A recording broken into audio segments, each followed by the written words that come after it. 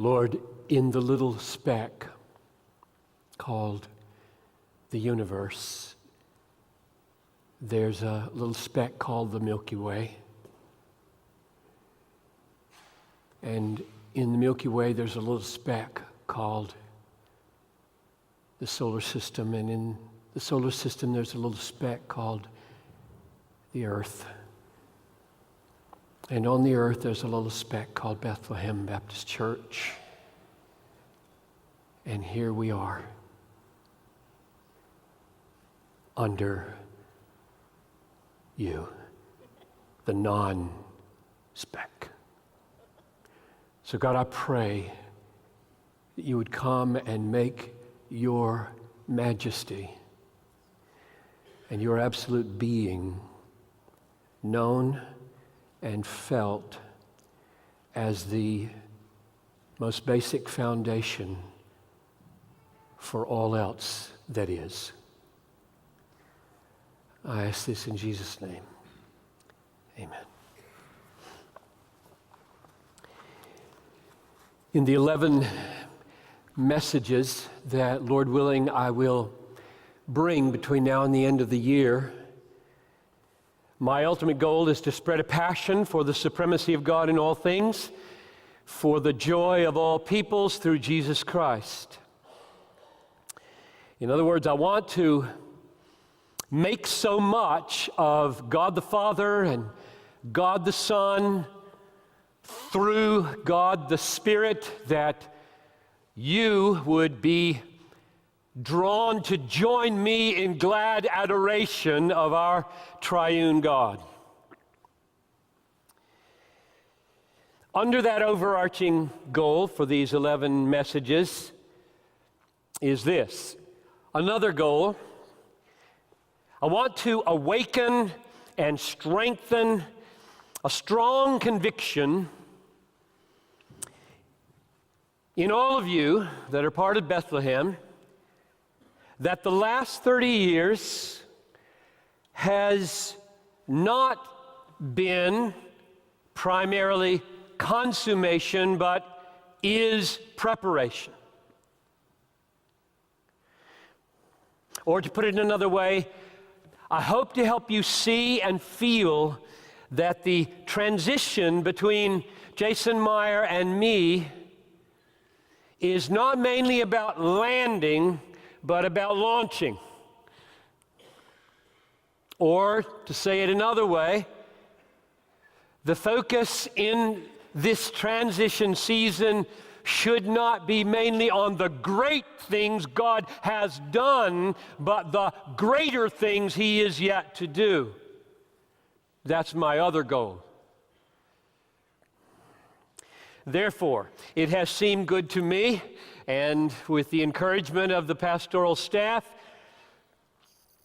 to not pick up where we left off in the Gospel of John, as much as I would love to do that, and maybe finish 2 more chapters and leave us all dangling at chapter 17, but rather to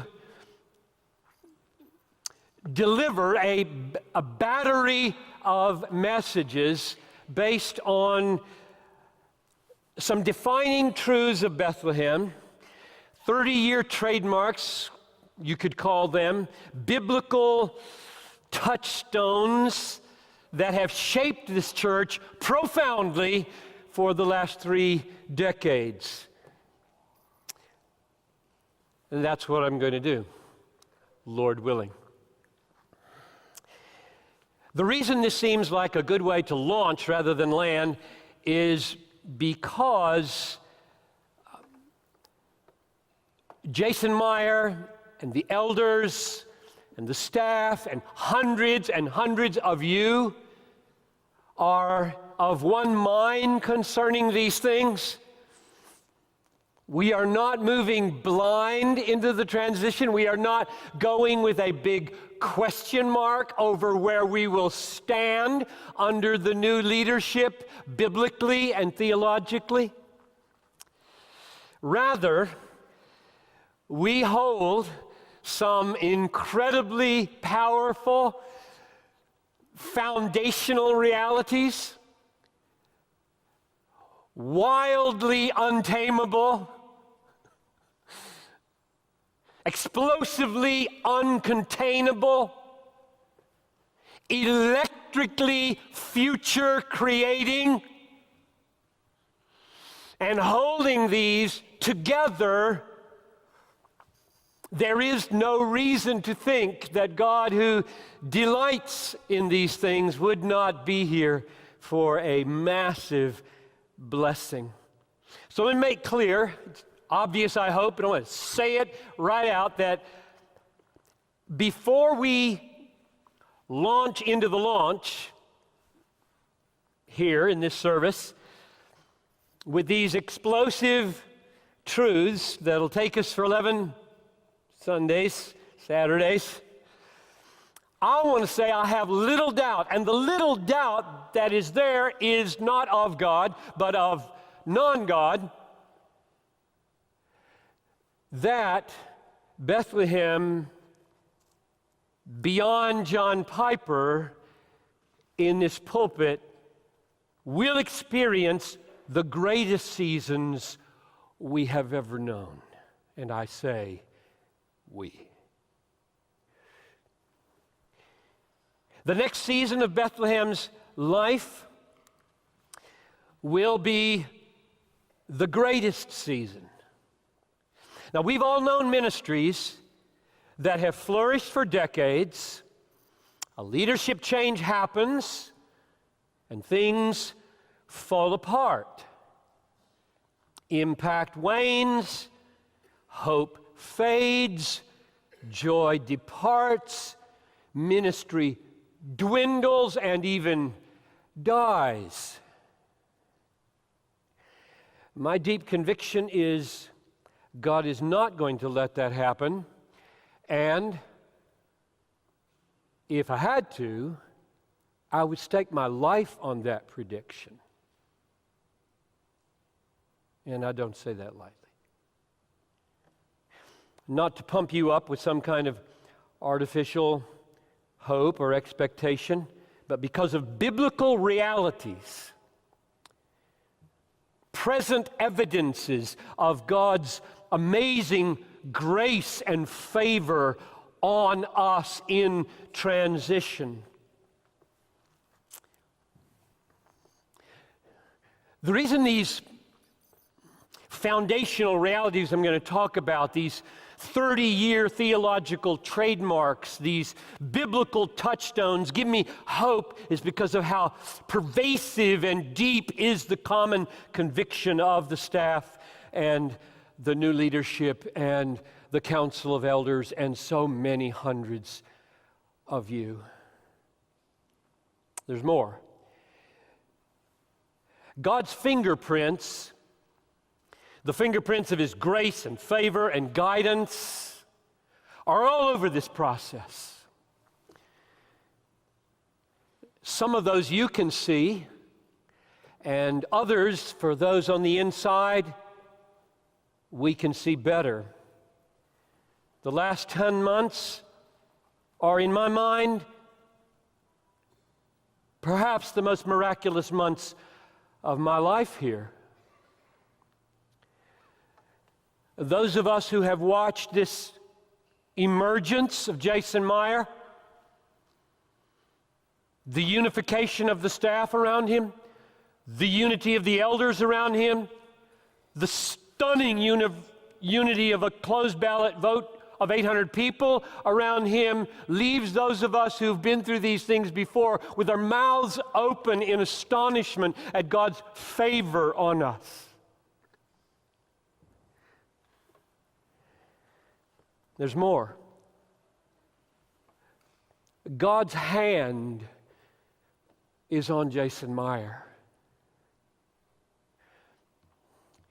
Yes, the biblical realities and the unifying theological convictions are in place, and yes, there's been astonishing staff and elder and congregational unity, which would all be of no avail if God's hand were not on this man.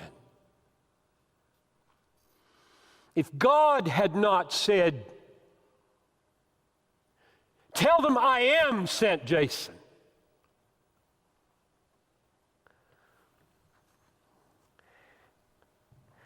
God has called him, put his hand on him. Some of the evidences of that you can see. Those who've known him longer and better can see more. All of this together is why I say that the transition from my leadership to Jason's leadership will not result in waning impact, loss of hope or joy or dwindling effectiveness, but rather in the world and in these cities, the greatest season is coming. We will find ourselves moving into greater works of God. And so we turn now to the battery of foundational realities, the defining truths, the 30-year theological trademarks, the biblical touchstones, whatever you want to call them. We turn to them now, which have so shaped us and will continue to shape us. And it is precisely because they are, you will find, wildly untamable and utterly uncontainable and electrically future creating.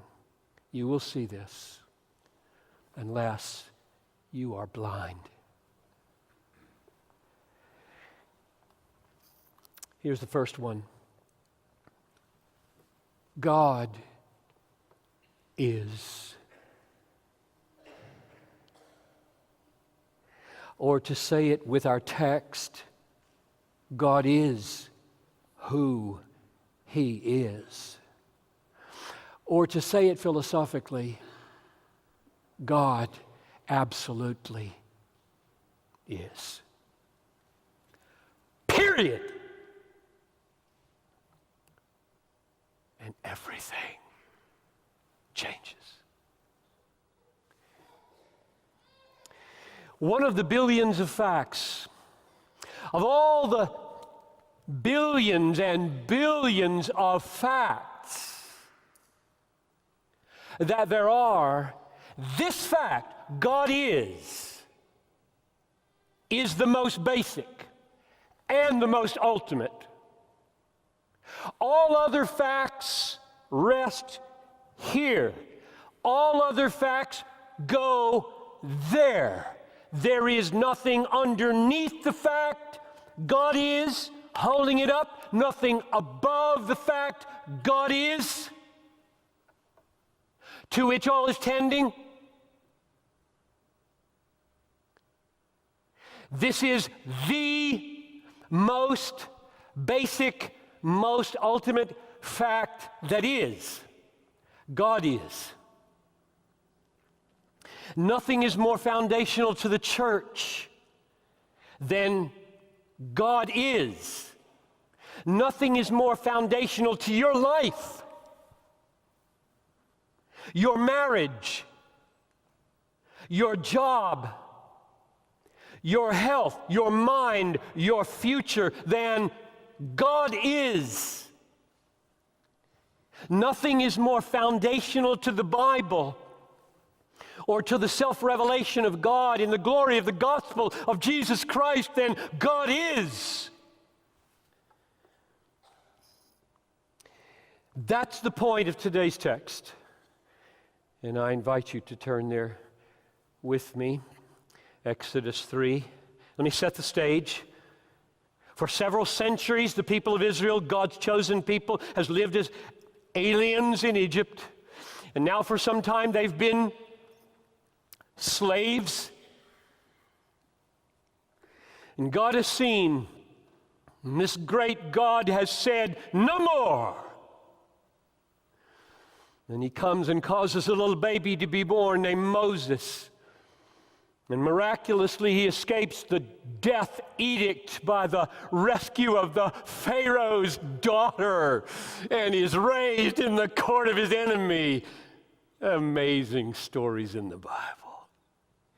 And then he kills an Egyptian to save a Jew and has to escape to Midian. And in Midian, God comes in a burning bush and addresses him like this. Verse 6, chapter 3 of Exodus. He said, I am the God of your father, the God of Abraham, the God of Isaac, the God of Jacob. Moses hid his face, for he was afraid to look at God. Then the Lord said, I have surely seen the affliction of my people who are in Egypt, and have heard their cry because of their taskmasters. I know their sufferings, and I have come down to deliver them out of the hand of the Egyptians and to bring them out of the land to a good and broad land, a land flowing with milk and honey, to the place of the Canaanites and the Hittites and the Amorites and the Perizzites and the Hivites and the Jebusites. And now, behold, the cry of the people of Israel has come to me, and I have seen the oppression with which the Egyptians oppress them. Come, and I will send you to Pharaoh, that you may bring my people, the children of Israel, out of Egypt. So, Moses is God's chosen leader to bring the people of Israel out of slavery into the promised land, and he shrinks back. Who would not?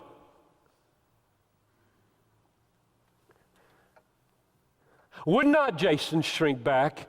Have not I shrunk? Would you not shrink back?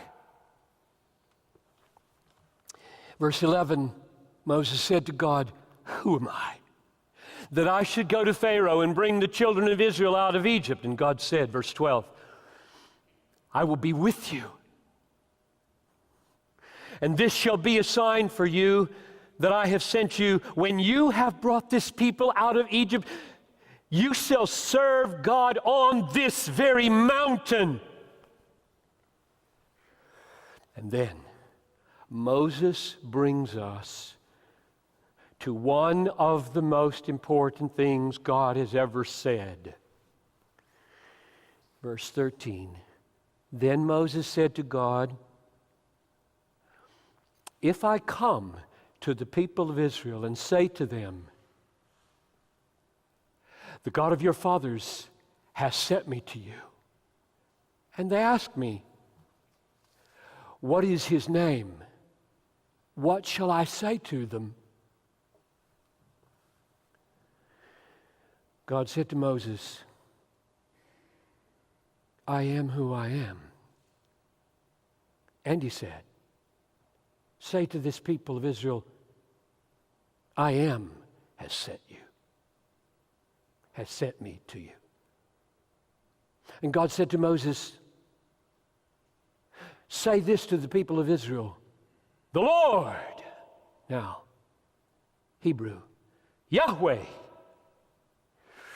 the God of your fathers, the God of Abraham, the God of Isaac, the God of Jacob has sent me to you. This is my name forever, Yahweh. And thus I am to be remembered throughout all generations. So, you ask my name? I have three things to say to you, Moses. Number one, verse 14, God said to Moses, I am who I am. That's not his name. He didn't say his name. He answered the question first. He said, in effect, before you worry about my name, before you line me up in all the names of the gods of Egypt or Babylon or Philistia, before you ponder conjuring me with my name, before you wonder if my name lines up with the God of Abraham, the God of Isaac, the God of Jacob, before you think about my name, know I am. That's the most basic thing you need to know, Moses. The most basic thing those people need to know is, I am who I am. That's first, before name.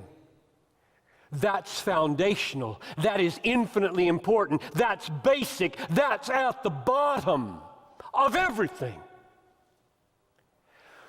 Second, verse 14, middle of the verse, and he said, say to the people of Israel, I am has sent me to you. That's not his name. He hasn't got to the name yet. He's building a bridge from his being to his name.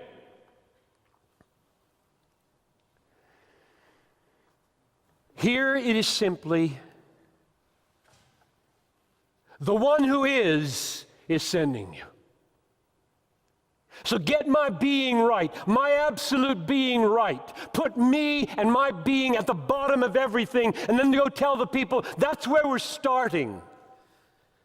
His being, the one who is, absolutely sent me to you. That's number two. Third thing he says, verse 15. God also said to Moses, say to this people, Yahweh, that's his name. Always translated in the ESV with all caps Lord. Yahweh, the God of your fathers, the God of Abraham, the God of Isaac, and the God of Jacob has sent me to you. This is my name forever. So, finally, he tells Moses his name.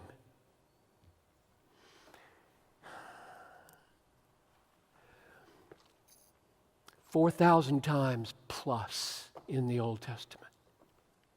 Yahweh.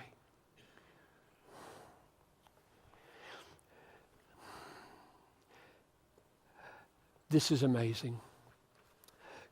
God gave himself a personal name like James or Peter or John.